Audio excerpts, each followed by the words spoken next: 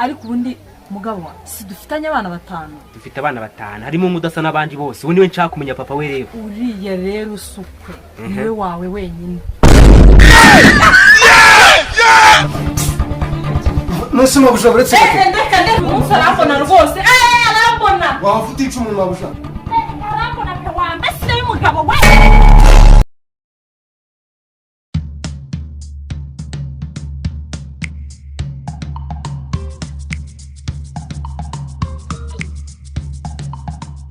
Mbasi. Bino hano. Nabitabye bose. Harya niwe mukozi mushya bazanye sha? Ego ni njewe. Usufite kibunora? Indukira turebe. Ariko boss, bibagiye ko ufite umugore n'abana. God have ariko akoga b'iminsi mwabayemo. Umukobwa wese ni umugore, ese we ni umugore? Ariko sindi umugore wawe. Uri umugore wande? Nyine nta mugabo mfite ariko. Oya, guhera kakanya umenye ko nguhize mu bari w'abagore banje. Reka ndashaka akazi. Ariko nyine boss. Oya nta kibazo genda, ibi nitwaza kubivugana umugore wa mbere yagiye.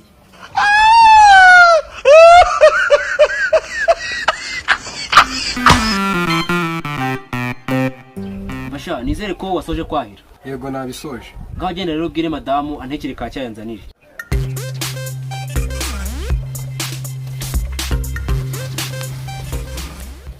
Mabusha. Karame. Bose yarambwiye ngo mushyire kacye yararya muri jaride. Yego. Nuko uretse nkubaza kandi. Ntacyo mwambaza Mabusha. Murabona muri umugabo wanjye afite isabukuru ku munsi w'ejo.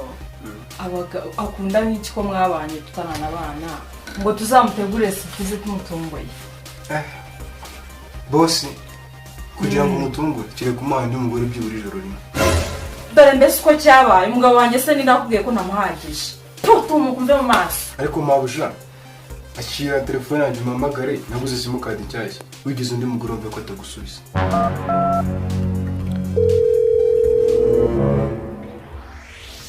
Allo? Oui. Mbese se ko mukumbuye? Ni Nadia.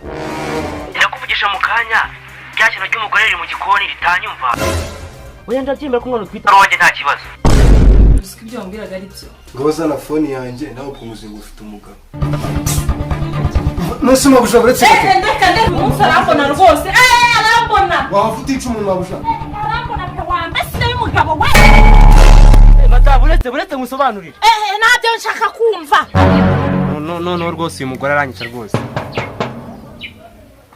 Madamu base kanje kureba umuntu ukomanze. Genda n'ubundi ni hahandi hawe turabonana.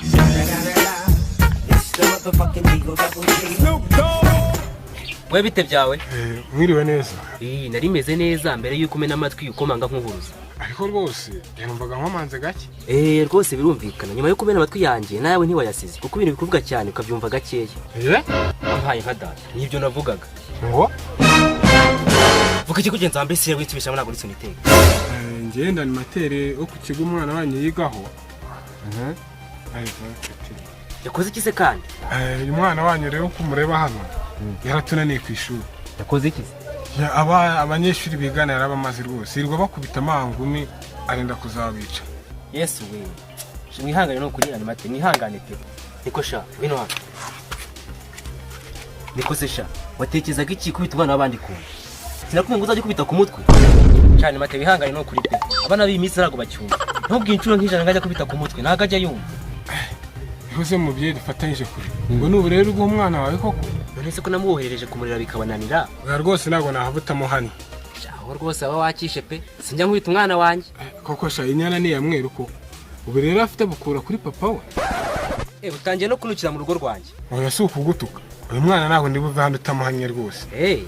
Sa nkaho wabonye iki mwana yakora undi mwana mugenzi we. Ukaba ushaka kumenya n'icyo papa w'uwo mwana yakora undi mugabo mugenzi we waze kumuvira mu rugo. Nigendere da.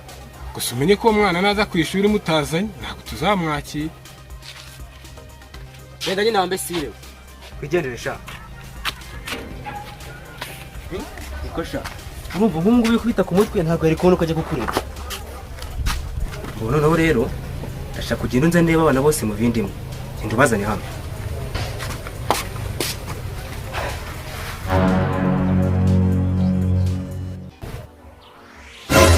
Nisubire mu nzu sha. Nimwigende. Madanga aho ngwino hano. Ngwino hano.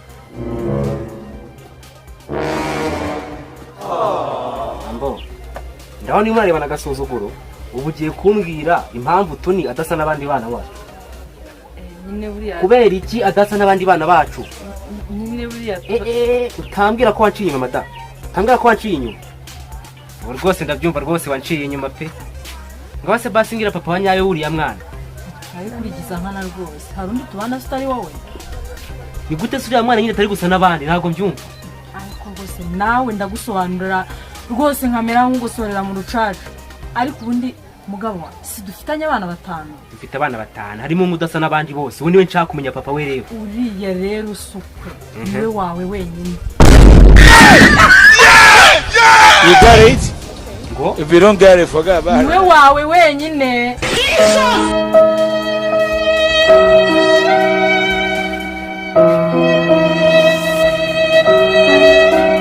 Ariko urasetsa rwose. Ni kimwe nyine mukanya se kuri telefone wahoze umbwira ngo iki? Ngo shushu be ngo shushu eka ni kimwe pe. nta kibazo twiyunze. Icara hano twiyunze madam. Ariko susheri Twiyunze rwose twiyunze. Twiyunze. ese ubundi dupfa iki ko? Twiyunze rwose. Ejo bundi ntiwanya mbwira udashira. Twiyunze. Ngaho serekera si twiyunze se twiyunze. Twiyunze rwose. Reka njye kuzana akacyayi mugabo mwiza. Si ubundi n'ibi bipanu rwose. Ibyo bipanu rwose nibyo biduteranye.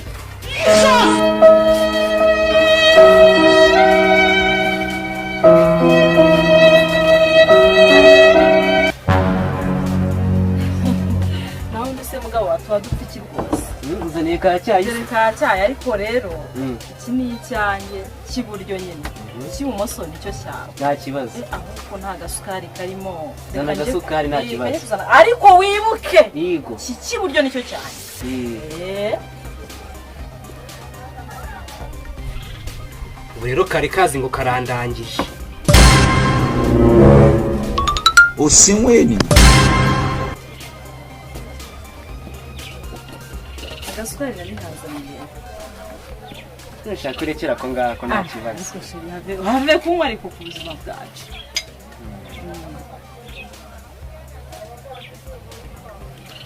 Urumva umeze ute sheri? Umeze ute? Meze neza nta kibazo. Yego. Meze neza meze neza. Isundi twadufite rwose. Ubwo rero wari uzi ngo urandoze. Wari uzi ngo urandoze. Ibikombe nabihinduranyije kare. Kristo ubuzima we. Mugabo wa. Ni ukuri kw'Imana. Kukuroga nabitekereje. Ariko nibutse ukuntu twambikanye iyo udashira numva sinabikora. Nuko ikiburyo nshyiramo uburozi ngo niroge mfe usigarana amahoro. None warikoze uko ndasigara mu menyo y'abafite problems always. Ubu ntabwo ndemera neza ko wanyweye rwose icyayi cy'ibumoso cy'iburyo. Nta kimweye nabihinduranyije. Kristo wowe usa kuko ndabuhande we. Ko nagira ngo mfe nkwihera amahoro n'ubundi. Kubana nawe ari indambi.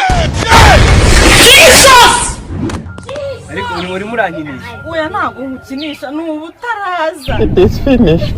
Use madari n'abumaye basi afite n'umuti koko. Reka mfe kugenda ndebe. Akinga kashobotse n'uri kampire rimwe.